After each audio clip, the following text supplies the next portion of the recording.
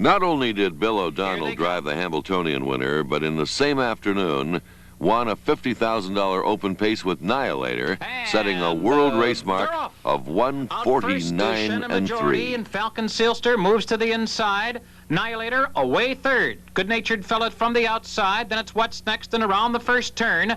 Shannon Majority now striding out to a 3.5 length lead. Falcon Seelster racing in second. Good-natured Fellow is third. Nihilator is fourth.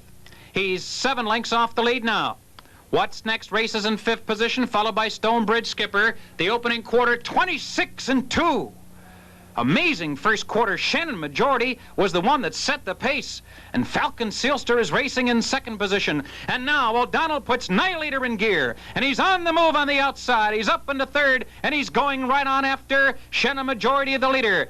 Nihilator taking charge, a dramatic rush to the lead. Falcon Seelster comes off the rail. The first quarter, 26-2. Here's the half mile, 53 4/5 seconds. He's ahead of Niatros's pace. His half mile was 54-3. And the field moves into the far turn. Nihilator and Bill O'Donnell at the lines. They're in front by 2 lengths. Falcon Seelster is second. The others are far behind. It's almost 10 lengths back to Stonebridge Skipper racing in third. Less than 3/8 of a mile to go. Nihilator looking for the world record. Falcon Seelster in close pursuit. 7 lengths now back to the rest. The 3/4 mark, 1:21 2/5 seconds.